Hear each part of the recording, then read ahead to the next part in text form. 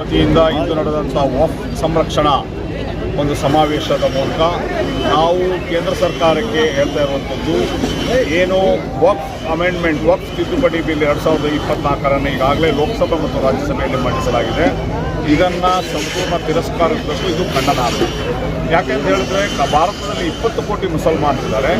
ಆ ಮುಸಲ್ಮಾನರನ್ನು ಪ್ರತಿನಿಧಿಸುವಂತಹ ಯಾವುದೇ member of parliament, ಯಾವುದೇ ಮೆಂಬರ್ ಆಫ್ MLA ಅಥವಾ ಯಾವುದೇ ಸಂಘ ಸಂಸ್ಥೆಗಳು, ಯಾವುದೇ ಧಾರ್ಮಿಕ ಗುರುಗಳು ಯಾರೂ ಕೂಡ ಈ ವಕ್ಫ್ ಅಮೆಂಡ್ಮೆಂಟ್ ಬಿಲ್ ತನ್ನಿ ಅಂತೇಳಿ ಕೇಳಿಲ್ಲ. 20 ಕೋಟಿ ಮುಸಲ್ಮಾನರನ್ನ ಪ್ರತಿನಿಧಿಸುವಂಥ ಯಾರೂ ಕೂಡ ಕೇಳದೆ ಇದು ಏಕಪಕ್ಷೀಯವಾಗಿ ಈ ಬಿಲ್ಲನ್ನು ತರಲಾಗಿದೆ. ಇದನ್ನು ಒಪ್ಪತಕ್ಕಂಥಲ್ಲ. ಇದನ್ನು ಸಂಪೂರ್ಣವಾಗಿ ಭಾರತೀಯರು ತಿರಸ್ಕರಿಸ್ತೇವೆ. ಯಾಕಂದರೆ ಯಾರೂ ಕೂಡ ಕೇಳದ ಅಂದರೆ ಈ ವಕ್ಫ್ ಅನ್ನೋಂಥದ್ದು ಮುಸಲ್ಮಾನರಿಗೆ ಸಂಬಂಧಿಸಿದ್ದು. ಮುಸಲ್ಮಾನರ ಆರ್ಥಿಕ, ಸಾಮಾಜಿಕ, ಶೈಕ್ಷಣಿಕ ಮತ್ತು ಧಾರ್ಮಿಕ ಅಭಿವೃದ್ಧಿಗೆ ಮುಸ್ಲಿಮರ ಶ್ರೀಮಂತ ವರ್ಗ ನೀಡಿದಂಥ ದಾನ ಧರ್ಮದ ಭೂಮಿಯಾಗಿರುತ್ತೆ. ಇದು ಯಾವುದೇ ಸರ್ಕಾರದ ಭೂಮಿಯಲ್ಲ ಅಥವಾ ಬೇರೆ ಯಾವುದೇ ಭೂಮಿಯಲ್ಲ. ಹಾಗಾಗಿ ಇದರ ಹಕ್ಕು ಸಂಪೂರ್ಣ ಮುಸಲ್ಮಾನರಿಗಿರುವಂಥದ್ದು.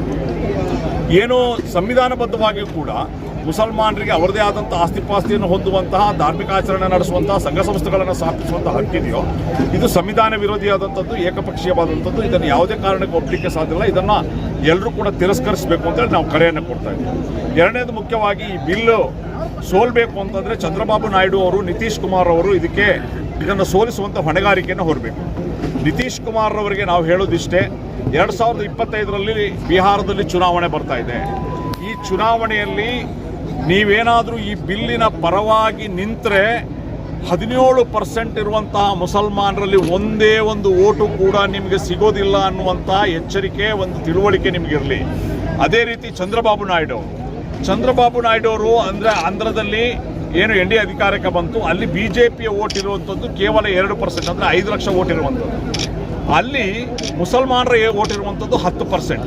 ನೀವೇನಾದರೂ ಈ 2% ಓಟಿಗಾಗಿ ಈ ಬಿಲ್ಲಿಗೆ ಚಂದ್ರಬಾಬು ನಾಯ್ಡು ಅವರು ಸಪೋರ್ಟ್ ಕೊಟ್ಟರೆ ಮುಂದಿನ ಚುನಾವಣೆಯಲ್ಲಿ ಒಬ್ಬ ಮುಸಲ್ಮಾನ ನಿಮಗೆ ಓಟ್ ಹಾಕೋದಿಲ್ಲ ಅಂತ ತಿಳುವಳಿಕೆ, ಎಚ್ಚರಿಕೆ ಇರಬೇಕು.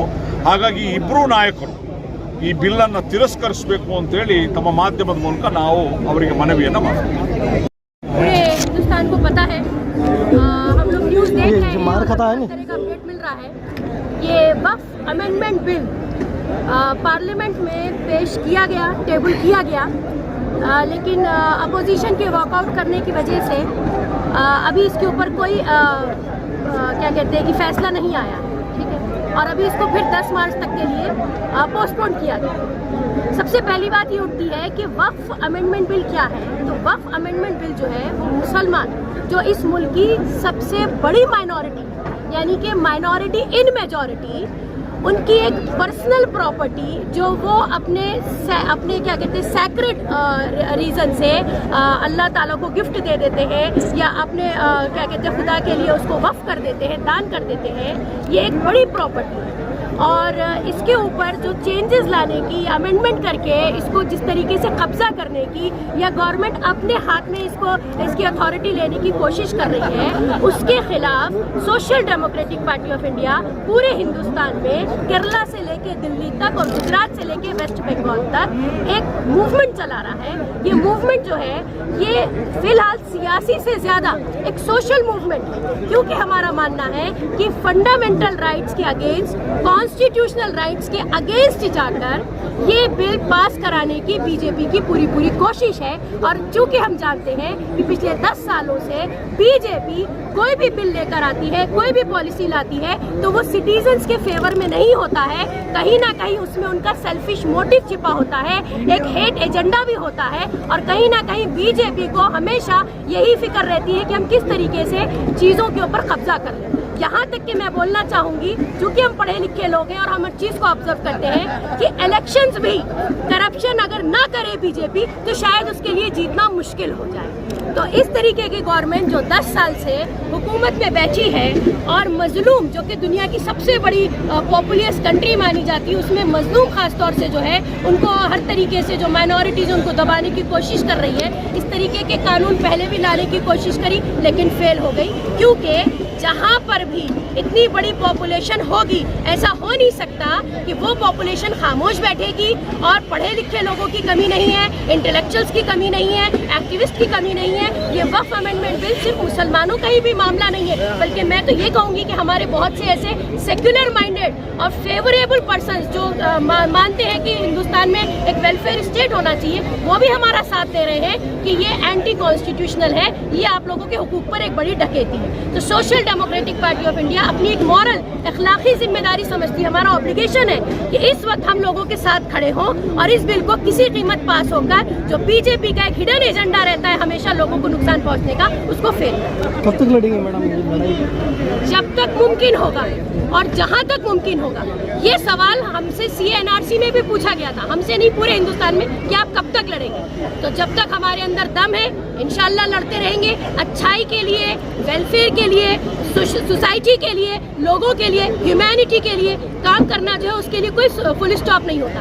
जब तक हम में हिम्मत है इंशाल्लाह लड़ेंगे। इसके बाद देखेंगे कि नेक्स्ट क्या होता है, क्योंकि हम भी अभी वेट एंड वॉच कर रहे हैं और हमने अल्टीमेटम ऑलरेडी दे दिया है, अपने मैसेजेस दे दिए हैं, हमारे लीडर्स ने, हमारी सोसाइटी में लोग मैसेज दे रहे हैं कि इस बिल को हम लोगों को मंजूर नहीं है, वी रिजेक्ट दिस। फतेशावली दरगाह के पीछे का जो फतेशावली एक मैदान है, आज इंसानी समंदर से यहाँ पर एक बहुत बड़ा पैमाने पर तहफ़्फ़ुज़ वक़्फ़ कॉन्फ्रेंस अभी मुनक़िद हुआ था, अभी कंक्लूड भी हुआ।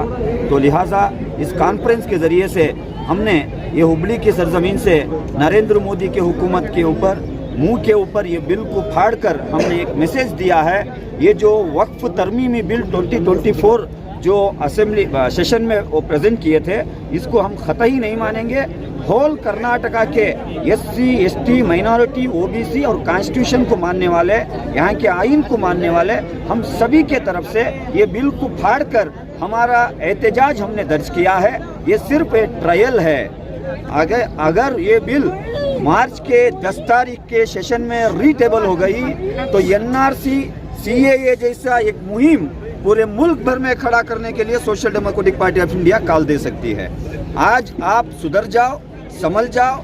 ये जो बिल लाने की जो आपकी साजिश है, ये सिर्फ मुसलमानों की मिल्कियत को छीनने की साजिश नहीं है। बाबा साहेब अम्बेडकर ने जो कॉन्स्टिट्यूशन दिया, आर्टिकल 25 से लेकर 30 तक, जो माइनॉरिटीज़ के लिए उनके फंडामेंटल राइट्स के बारे में कहते हैं, इसके ऊपर ये हमला है। तो इसके खिलाफ पूरे कम्युनिटी वाले मिलकर हम इसको रिजेक्ट करते हैं, हम इसको नहीं मानेंगे। आज हुबली में बहुत बड़े कसीर तादाद में वॉलेंटियरली लोग आए, हुबली के कोने कोने से लोग आए। तो ये सब मिलकर हमने एक मैसेज दिया। इसमें औरतें थे, बूढ़े थे, बुजुर्ग थे और दूसरे दीगर पार्टी के ऑर्गेनाइजेशंस के लीडर्स थे। सब ने मिलकर एकजुटी का हमने आज एक इम्तिहान, एक निशानी इस हुबली के सरजमीन से दिया है। लिहाजा अगर मोदी हुकूमत अगर ये जो डेमोक्रेटिकल हमारा एहतजाज है इसको नहीं मानी तो social democratic party of India ये बिल के खिलाफ कानूनी लड़ाई भी लड़ने के लिए तैयार हो चुकी है। ये भी मैसेज हम देना चाह रहे हैं।